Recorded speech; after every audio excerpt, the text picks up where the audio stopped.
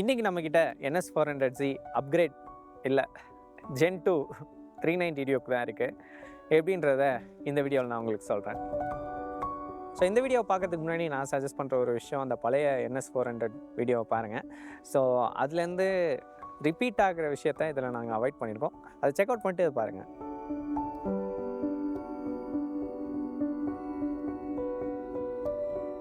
NS400Zல மிகப்பெரிய சேஞ்ச் வந்து கேட்டிங்கன்னா இன்ஜின் தான். இன்ஜினில் வந்து பார்த்திங்கன்னா இப்போ வந்து 390 டியூக்கோட அதே ஃபோர்ஜ் பிஸ்டன் தான் இதில் யூஸ் பண்ணுறாங்க. நிக்கல் கோட்டிங்கோட ஒரு போரும் வருது. பழைய இன்ஜின் வந்து பார்த்திங்கன்னா டாமினாரோட கேஸ்ட் அயர்ன் பிஸ்டன் தான் யூஸ் பண்ணுச்சு. ஸோ அது மட்டும் நிற்காமல் உங்களுக்கு வந்து இப்போ வால் டைமிங் மாறுது, வால் கேம், வால் டியூரேஷன், இன்டேக் டக்ட்லேருந்து எல்லாத்தையுமே சேஞ்ச் பண்ணியிருக்காங்க. இது எல்லாமே வந்து பார்த்திங்கன்னா ஒரு 3 to 4 ஹார்ஸ் பவர் அட்வான்டேஜை உங்களுக்கு தருது. ஸோ ஆன் ரோட்லேயும் அது ரிஃப்ளெக்ட் ஆகுதுன்னே சொல்லலாம். 0 to 60, 0 to 100 வந்து பார்த்திங்கன்னா இது பழைய வண்டியோட ஃபாஸ்டர். 2.7, 6.2 செகண்ட்ஸில் போன வண்டியை விட இது வந்து பார்த்திங்கன்னா 0.5 அண்ட் ஆல்மோஸ்ட் 1 செகண்ட் ஃபாஸ்டர்னே சொல்லலாம். அண்ட் தென் டாப் ஸ்பீடும் வந்து பார்த்திங்கன்னா இப்போ உங்களுக்கு 150லேருந்து V பாக்ஸில் 157 km/h இன்க்ரீஸ் பண்ணியிருக்கிறதா சொல்கிறாங்க. ஓட்டும் போதும் அது நல்லா ஃபீல் ஆகுது. இன்ஜின் ஓப்பன் பண்ண உடனே ராவா அப்படியே லீனியராக உங்களுக்கு வந்து சல்லுன்னு எடுத்துகிட்டு போய் ரெட் லைன் வரைக்கும் அடிக்கிறாப்புல. எஸ்பெஷலி அந்த குயிக் ஷிஃப்டருக்கு நான் வரேன். பட் அதுக்கு முன்னாடி நான் சொல்ல வேண்டிய விஷயம் என்னென்னா, ஒரு ஸ்டார்ட் எடுக்கிறீங்கன்னா இந்த வண்டி வந்து பார்த்திங்கன்னா அப்படியே 120 அசால்ட்டாக 140 அடித்து போய்கிட்டே இருக்குது. உங்களுக்கு கேட்குறதெல்லாம் அடுத்தடுத்த ஷிஃப்ட் சவுண்ட் மட்டும்தான் உங்களுக்கு கேட்கும். நான் ரொம்ப நாளுக்கு அப்புறம் என்ஜாய் பண்ணி ஒரு ஓட்டின ஒரு வண்டினா NS400Z தான். பட் இது வந்து பார்த்திங்கன்னா KTM மாதிரி பெர்ஃபார்ம் பண்ணுதா அப்படின்னு கேட்டிங்கன்னா, ரெண்டு வண்டிக்கும் என்ன டிஃப்ரென்ஸ் இருக்குன்னே சொல்லுவேன். ஏன்னா 390 டியூக் வந்து ஒரு மாதிரி இன்னுமே ஃப்ரான்டிக்காக இருக்கும். இதுலேயுமே வந்து பார்த்திங்கன்னா 7000 மேலே சல்லுன்னு இழுக்க ஆரம்பிக்குது. பட் 7000 கீழே வந்து பார்த்திங்கன்னா இது மோர் லிவபிளாக இருக்குது அந்த 390 டியூக்ஸை கம்பேர் பண்ணும்போது. பழைய 390 டியூக் இப்போது கதையை மாறிடுச்சு. ஸோ நான் நினைக்கிறேன் KTM வந்து இப்போ அந்த பழைய 373cc இன்ஜினை யூஸ் பண்ணுறதில்ல. பஜாஜ் எப்படியும் அதுக்கு ஸ்பேர் பண்ணுறாங்க. ஸோ அதை இதில் யூஸ் பண்ணி எக்ஸ்ட்ரா பவர் அட்வான்டேஜ், எஸ்பெஷலி இந்த ப்ரைஸ் பாயிண்டில் இருக்கிறதுலே அதிக பவர் அண்ட் அதிக பெர்ஃபார்மன்ஸை கொடுக்கலான்ற ஒரு ஐடியா தான் இந்த அப்கிரேடுக்கு காரணம் நான் நினைக்கிறேன். நீங்கள் என்ன நினைக்கிறீங்கன்றதை கமெண்ட்டில் சொல்லுங்கள்.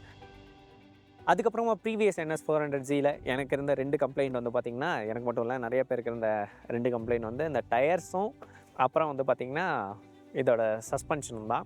டயர் ப்ராப்ளம் வந்து சால்வ் பண்ணியிருக்காங்கன்னே சொல்லலாம். ஏன்னா நிறையா பேருக்கு நான் வந்து அந்த மோட்டார் சைக்கிள் ஒரு மாதிரி சீப் பில்ட் அப்படின்ற வார்த்தை யூஸ் பண்ணது பிடிக்கல. But at the end of the day 150cc use பண்ண வேண்டிய டயரை நம்ம ஒரு 373cc இன்ஜினில் யூஸ் பண்ணுறோன்னா அது வந்து பார்த்திங்கன்னா அஃபோர்டபுள்னு சொல்கிறத விட சீப்புன்னு சொல்கிறது தான் எனக்கு பெட்டராக இருந்துச்சு நான் ஃபீல் பண்ணேன். பட் இந்த மோட்டார் சைக்கிள் அதை மாற்றினது மட்டும் இல்லாமல் அந்த க்ரிப்புக்காக நம்ம ஏங்கியிருந்த எல்லா விஷயத்தையும் வந்து பார்த்திங்கன்னா அட்ரஸ் பண்ணியிருக்கு. ஏன்னா இந்த மோட்டார் சைக்கிளில் இப்போ அப்போலோ ஆல்ஃபா H1 டயர்ஸ் வந்து கொடுக்குறாங்க, ரேடியல் டயர்ஸ். ஃப்ரண்ட்லேயும் ரியர்லேயும் ரெண்டுத்துலேயுமே வந்து உங்களுக்கு சேஞ்ச் ஆகுது. அது மட்டும் இல்லாமல் பின்னாடி வந்து இப்போது 10 mm பெரிய டயரும் கிடைக்குது. ஸோ அது பெரிய டிஃப்ரென்ஸை ஏற்படுத்துதுன்னே சொல்கிறேன். ஏன்னா பழைய வண்டியில் ஒரு மாதிரி அந்த ஃப்ளோட்டிங் ஃபீல் வந்து எப்போவுமே இருந்துச்சு. இதில் வந்து பார்த்திங்கன்னா க்ரிப்பு இருக்குது. பட் ரொம்ப புஷ் பண்ணுறீங்க, ரொம்ப க்ரிப்பை தேடுறீங்கன்னா நான் இன்னும் அந்த ஹீரோ க்ரிப் சைடில் தான் நிற்கிறேன். இந்த வண்டிக்கு வந்து பார்த்திங்கன்னா ஆல்ஃபா H1 மோஸ்ட் ரைடர்ஸ்க்கு சாட்டிஸ்ஃபேக்டரி தான். சின்ஸ் இது ஒரு பெங்களூர்லேருந்து நந்தி ஹில்ஸ் வரைக்கும் இருக்கிற ரைடுன்றனால என்னால் பெருசாக ஹேண்ட்லிங்கை ஃபுல்லாக எக்ஸ்ப்ளோர் பண்ணி என்னால் பார்க்க முடியல. பட் பழைய வண்டியிலேருந்து அப்கிரேட் இருக்குது. ஆனால் அது எந்த அளவுக்கு அந்த லிமிட் இருக்குன்றதே எனக்கு தெரியல. அப்புறம் பழைய வண்டியை ரொம்ப புஷ் பண்ணுறீங்க, ரொம்ப எந்தூசியாஸ்டிக்காக ஓட்டுறீங்கன்னா உங்களுக்கு வந்து ஸ்டாண்டாக இல்லை ஹேரிங்கன்னு தெரியாது, தரையில் உரசுற சவுண்டு கேட்கும். பட் இந்த வண்டி எனக்கு அந்தளவுக்கு புஷ் பண்ணி பார்க்க முடியல. மேபி வேறு எந்த பாடி பார்ட்ஸும் சேஞ்ச் ஆகாதனால அந்த ஒரு பிரச்சனை மட்டும் இன்னும் கண்டினியூ ஆகுது அப்படின்றத நான் நம்புகிறேன். அப்புறம் எனக்கு பழைய வண்டியிலேருந்து இதில் டைனாமிக்லி மாறாத ஒரே விஷயம் வந்து பார்த்திங்கன்னா சஸ்பென்ஷன் தான். ரொம்ப இன்னமும் சாஃப்டாக தான் இருக்குது. எஸ்பெஷலி ஃப்ரண்ட்டை வந்து ஹார்டாக பிரேக் பண்ணனா ஃப்ரண்ட் அப்படியே டம்ப் ஆகுது. இந்த வண்டியோட பர்ஃபார்மன்ஸ்க்கு, இந்த வண்டியோட பிரேக்கிங்க்கு, அதே மாதிரி அந்த கிரிமக்காவோட பிரேக்ஸ் வந்து என்னை கண்டிப்பாக இம்ப்ரெஸ் பண்ணிடுச்சு. பட் இந்த வண்டியோட பிரேக்கிங்க்கு, இந்த வண்டியோட பெர்ஃபார்மன்ஸ்க்கு இந்த ஃபோர்க் வந்து சப்போர்ட் பண்ணலன்னு தான் நான் சொல்லுவேன். இன்னுமே அது கொஞ்சம் சாஃப்டாக தான் இருக்குது. பள்ளமேட்டில் உங்களுக்கு எதுவுமே தெரியாது. பட் அந்த கேடிஎம்ஸ் ஒரு மாதிரி பாயிண்டடாக இதை சொன்னால் இது செய்யும் அப்படின்ற ஃபீல் வந்து இதில் கொஞ்சம் மிஸ் ஆகுது.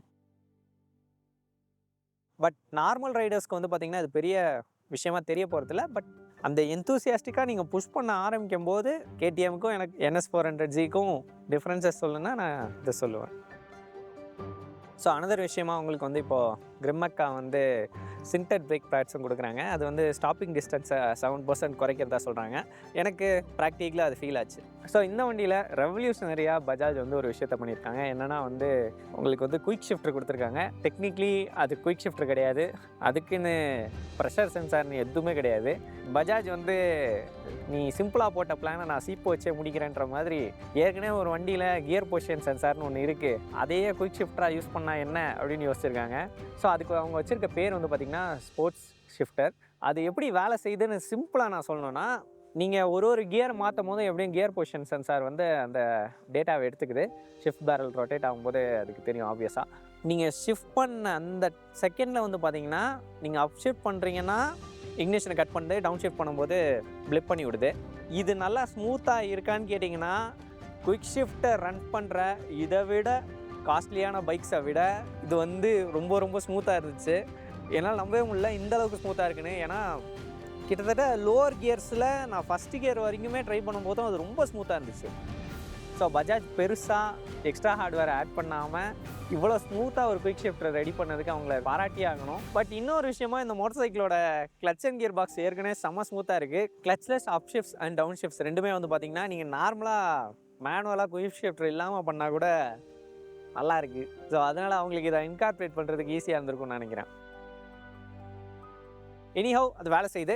ரெண்டாவது விஷயமா, இதில் வந்து பார்த்திங்கன்னா 4 ரைடிங் மோட்ஸ் இருக்குது. ஒன்று வந்து road, sport and then rain, off road. Rain வந்து பார்த்திங்கன்னா உங்களுக்கு வந்து த்ராட்டில் ரெஸ்பான்ஸ் ரொம்ப சாஃப்ட் ஆகுது. ஸ்போர்ட்ஸ் வந்து இன்னும் கொஞ்சம் நல்லா ஹார்ட் ஆக்குது.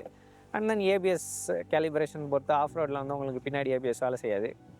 எஸ்பெஷலி இப்போ வந்து பார்த்திங்கன்னா ஸ்போர்ட் மோடுக்கும் ரோட் மோடுக்கும் வந்து பார்த்திங்கன்னா பவர் டிஃப்ரென்ஸ் நல்லா ஃபீல் ஆகுது. ஏன்னா ஸ்போர்ட் மோடில் மட்டும்தான் உங்களுக்கு வந்து ஃபுல்லாகவே அந்த 44 ஹார்ஸ் பவரும் உங்களுக்கு வண்டி வந்து ஜென்ரேட் பண்ணுது. அண்ட் இன்னொரு விஷயமா சொல்லணும்னா, பழைய வண்டியை விட இது வந்து பார்த்திங்கன்னா லோ ஆர்பிஎம்ஸில் மட்டும்தான் கொஞ்சம் கம்மியாக பவரை ஜென்ரேட் பண்ணுது. மிச்சபடி த்ரூ அவுட் த ரெவரேஞ்ச் வந்து பார்த்திங்கன்னா இந்த வண்டி பழைய வண்டியோட ஃபாஸ்ட். எனக்கு பிடிக்காத இன்னொரு விஷயம் அப்படின்னு வந்து பார்த்திங்கன்னா இதோட டிசைன் தான். இவ்வளோ அப்கிரேட்ஸோடு சேர்த்து அந்த டிசைனும் மாற்றிருக்கலாம்னு எனக்கு தோணுது.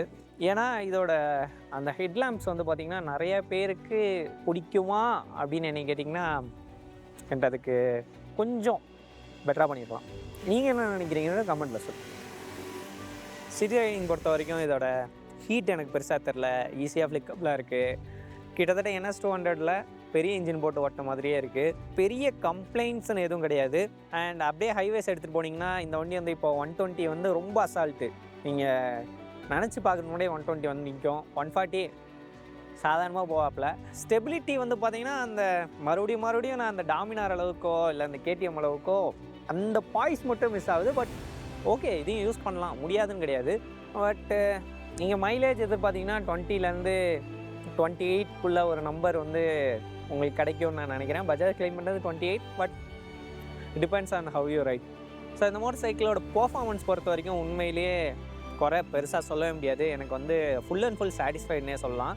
இன்னும் கொஞ்சம் அந்த ஹேண்ட்லிங் டிபார்ட்மெண்ட்டில், அதாவது பஜாஜ்க்கும் KTMக்கும் உள்ள கேப் வந்து பார்த்திங்கன்னா ரொம்ப கம்மியாகிடுச்சு.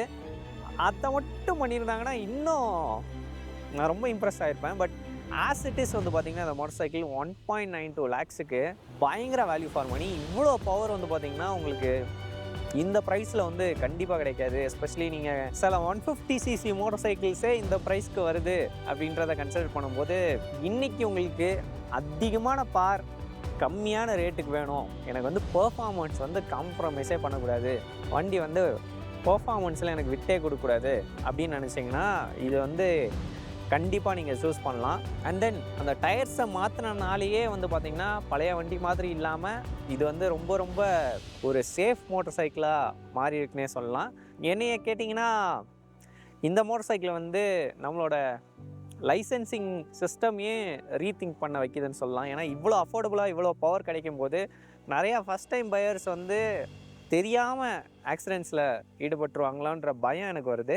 ஃபைனலாக வேர்டிக்ட் அப்படின்னு என்ன கேட்டிங்கன்னா, இந்த வண்டி 1.92 லேக்ஸுக்கு இவ்வளோ பெர்ஃபார்மன்ஸ் ஆஃபர் பண்ணுதுன்றது ஒரு மைண்ட் பாக்லிங்கான விஷயம்.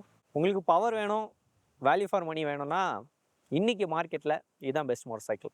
இந்த வீடியோ உங்களுக்கு பிடிச்சிருந்துச்சுன்னா லைக் பண்ணுங்கள், ஷேர் பண்ணுங்கள். உங்களுக்கு வேறு ஏதாவது டவுட்ஸ் இருந்துச்சுன்னா கமெண்ட் போடுங்க. மேபி உங்கள் டவுட்ஸ் கூட அந்த கமெண்ட் செக்ஷனில் யாராவது கேட்டு அதுக்கு நான் ஆன்சர் பண்ணியிருக்கலாம். அத்துடன் இந்த நந்தி ஹில்ஸ்லேருந்து விடைபெறுவது உங்கள் டேனி அண்டு ஒளிப்பதிவாளர் சாய் சுரேந்தர். V4 டவுன் ஷிஃப்டர்னு சொல்ல சொன்னார்.